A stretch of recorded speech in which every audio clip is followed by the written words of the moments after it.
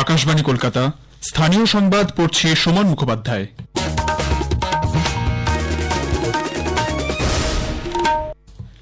প্রধানমন্ত্রী নরেন্দ্র মোদী বলেছেন, সময় বদলে যাওয়ার সঙ্গে সঙ্গে চাকরির ধরনও পাল্টাচ্ছে।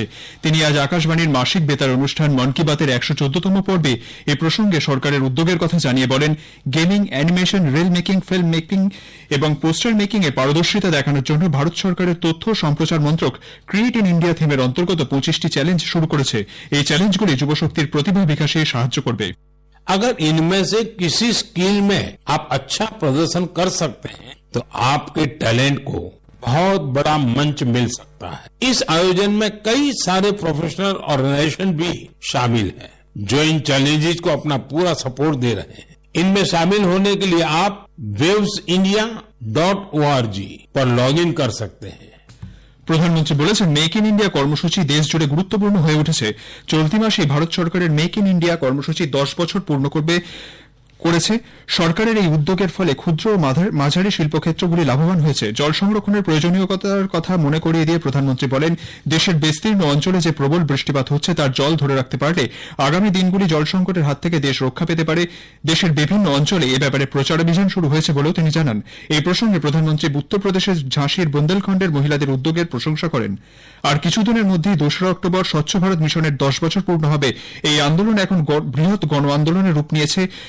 প্রধানমন্ত্রী শ্রদ্ধা জানান মহাত্মা গান্ধীর প্রতি, যার জন্য আজ এই সাফল্য ভারত দেখতে পাচ্ছে। তিনি বলেন, স্বচ্ছতাকে অভ্যাসে পরিণত করতে হবে। তিনি সকলকে এই অভিযানে যোগ দেওয়ার আহ্বান জানান। প্রধানমন্ত্রী তার মন কি বাত অনুষ্ঠানে বলেন, ভারতে ২০,০০০ ভাষা এবং উপভাষা রয়েছে। এখনো এমন অনেক ভাষা রয়েছে যার ব্যবহারকারীর সংখ্যা খুবই কম, কিন্তু সরকার সেই ভাষাগুলি সংরক্ষণের উদ্যোগী হয়েছে। তার মধ্যে একটি হল সাঁওতালি ভাষা। সাঁওতালি জনজাতি সম্প্রদায়ের মানুষরা দেশের সার্বিক উন্নতিতে যে কাজ করে চলেছেন, সরকার তাকেই সমর্থন জানাচ্ছে। संथाली हमारे देश के कई राज्यों में रह रहे संथाल जनजातीय समुदाय के लोग बोलते हैं। संथाली भाषा की ऑनलाइन पहचान तैयार करने के लिए ओडिशा के मयूरभंज में रहने वाले श्रीमान रामजीत टूडू एक अभियान चला रहे हैं। रामजीत जी ने एक ऐसा डिजिटल प्लेटफॉर्म तैयार किया है जहां संथाली भाषा से जुड़े साहित्य को पढ़ा जा सकता है और संथाली भाषा में लिखा जा सकता है। মন কি বাতের ১০ বছর পূর্ণ হচ্ছে বলে স্মরণ করিয়ে দিয়ে প্রধানমন্ত্রী বলেন, এই দীর্ঘ যাত্রাপথে তিনি যেভাবে কোটি কোটি শ্রোতাকে কাছে পেয়েছেন তার জন্য ধন্যবাদও জানান। প্রধানমন্ত্রী দূরদর্শন, প্রসার ভারতী এবং অল ইন্ডিয়া রেডিওর সঙ্গে যুক্ত মানুষকে অভিনন্দন জানান। তিনি বলেন, তাদের অক্লান্ত প্রয়াসে মন কি বাত আজ মানুষের ঘরে ঘরে পৌঁছে যাচ্ছে। শ্রী মোদী বলেন, কিছুদিনের মধ্যেই শুরু হচ্ছে উৎসবের মরশুম। আগামী দিনগুলি সাধারণ মানুষ আনন্দ ও উচ্ছ্বাসের মধ্যে কাটাবেন। এই উপলক্ষে তিনি দেশবাসীকে শুভেচ্ছা জানান। মালদার হরিশ্চন্দ্রপুর বিধানসভা এলাকার মশালদা হাই স্কুলে আজ মন কি বাতের সরাসরি সম্প্রচার দেখানো হয়। এই সম্প্রচার শুনতে সাধারণ মানুষের সঙ্গে উপস্থিত ছিলেন উত্তর মালদা লোকসভা কেন্দ্রের বিজেপি সাংসদ খগেন মুর্মু। বন্যা ও ভূমিধসে বিধ্বস্ত উত্তরবঙ্গের পরিস্থিতি সরেজমিনে খতিয়ে দেখতে আজ মুখ্যমন্ত্রী মমতা ব্যানার্জি সেখানে যাচ্ছেন। কলকাতা থেকে রওনা হয়ে আজ তার বাগডোগরা পৌঁছানোর কথা। উত্তরকন্যার অতিথি নিবাসে রাত্রিবাসের পর আগামীকাল সকালে পাহাড় ও সমতলের পরিস্থিতি নিয়ে ৮ জেলার প্রশাসনিক আধিকারিকদের সঙ্গে মুখ্যমন্ত্রী বৈঠক করবেন। ওই দিনই কলকাতায় ফিরে বিকেলে তার নবান্নে রাজ্য মন্ত্রিসভার বৈঠকে অংশ নেওয়ার কথা। বিহারের কোশি নদীর বাঁধ খুলে দেওয়ায় মালদার মানিকচকের ৫টি অঞ্চলে আজ লাল সতর্কতা জারি করা হয়েছে। গঙ্গা ও ফুলহার নদীর জল ঢোকার আশঙ্কায় ভূতনির উত্তর ও দক্ষিণ চণ্ডীপুর, হীরানন্দপুর, মথুরাপুর এবং গোপালপুর সহ একাধিক এলাকায় সকাল থেকে প্রশাসনের তরফে মাইকিং করা হচ্ছে। ইতিমধ্যে বহু মানুষ নিরাপদ আশ্রয়ে যেতে শুরু করেছেন।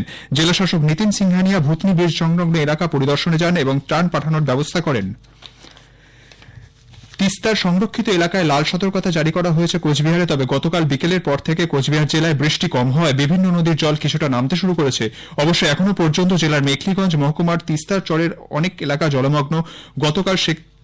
গতকাল থেকে এখানকার মানুষদের স্থানীয় ত্রাণ শিবিরগুলিতে সরানোর কাজ শুরু হয়। চলছে দুর্গত মানুষদের কাছে ত্রাণ সামগ্রী পৌঁছে দেওয়ার কাজও। এদিকে পশ্চিম মেদিনীপুরের ডেবরা ব্লকের গোলগ্রাম গ্রাম পঞ্চায়েতের প্লাবিত এলাকায় আজ ত্রাণ বিলি করেন কেন্দ্রীয় মন্ত্রী তথা বিজেপির রাজ্য সভাপতি সুকান্ত মজুমদার। বন্যার ত্রাণ নিয়ে রাজ্য সরকারের সমালোচনাও করেন তিনি। উত্তর ২৪ পরগনার কামারহাটির সাগর দত্ত মেডিকেল কলেজ হাসপাতালের চিকিৎসক ও স্বাস্থ্যকর্মীদের ওপর হামলার ঘটনার প্রেক্ষিতে হাসপাতালের জরুরি বিভাগের সামনে নিরাপত্তা বাড়ানো হয়েছে। পুলিশের একজন আধিকারিক সহ ৪ জন কনস্টেবল ২৪ ঘণ্টা দায়িত্বে থাকবে। অন্যদিকে সাগর দত্ত হাসপাতালের ঘটনার প্রতিবাদে রাজ্য জুড়ে কর্মবিরতির হুঁশিয়ারি দিয়েছেন জুনিয়র ডাক্তাররা।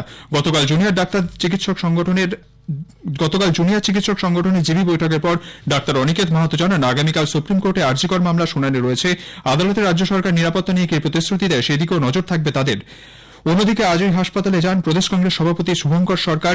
তাকে ঘিরে বিক্ষোভ দেখান আন্দোলনকারীরা এবং গ্লো ব্যাক স্লোগান দেন বলেও অভিযোগ। স্থানীয় সংবাদ এখনকার মতো এখানেই শেষ হলো।